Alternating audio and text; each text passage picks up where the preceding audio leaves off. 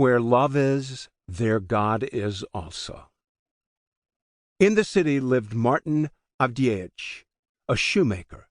He lived in a basement, in a little room with one window. The window looked out on the street.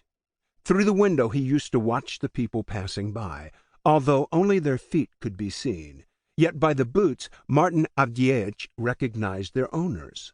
Martin Avdiyeich had lived long in one place, and had many acquaintances. Few pairs of boots in his district had not been in his hands once and again.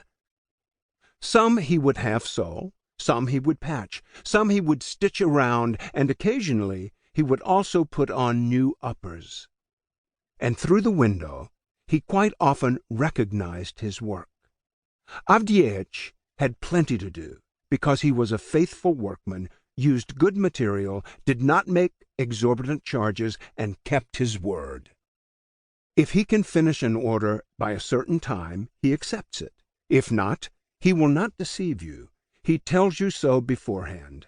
And all knew Avdiyeich, and he was never out of work. Avdiyeich had always been a good man. But as he grew old, he began to think more about his soul, and get nearer to God. Martin's wife had died when he was still living with his master. His wife left him a boy 3 years old. None of their other children had lived. All the eldest had died in childhood. Martin at first intended to send his little son to his sister in the village, but afterwards he felt sorry for him. He thought to himself, "It will be hard for my Kapitoshka to live in a strange family. I shall keep him with me." And Avdiyeich left his master and went into lodgings with his little son. But through God's will, Avdiyeich had no luck with children. As Kapitoshka grew older, he began to help his father, and would have been a delight to him, but fell sick, went to bed, suffered a week, and died.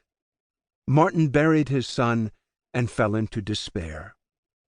So deep was this despair that he began to complain of God. Martin fell into such a melancholy state that more than once he prayed to God for death, and reproached God, because he did not take away him who was an old man instead of his beloved only son. Avdiyeich also ceased to go to church. And once a little old man, a fellow countryman, came from Troitsa, Trinity, to see Avdiyeich. For 7 years he had been absent. Avdiyeich talked with him, and began to complain about his sorrows. "I have no more desire to live," he said. "I only wish I was dead. That is all I pray God for. I am a man without anything to hope for now." And the little old man said to him, "You don't talk right, Martin. We must not judge God's doings. The world moves not by your skill, but by God's will. God decreed for your son to die, for you to live. Consequently, it is for the best, and you are in despair because you wish to live for your own happiness." "But what shall one live for?" asked Martin. And the little old man said, "We must live for God, Martin. He gives you life, and for his sake you must live.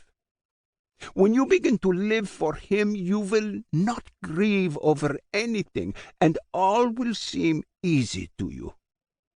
Martin kept silent for a moment, and then says, "But how can one live for the sake of God?" And the little old man said, "Christ has taught us how to live for God. You know how to read? Buy a testament and read it. There you will learn how to live for God. Everything is explained there."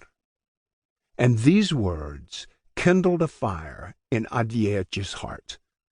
And he went that very same day, bought a New Testament in large print, and began to read.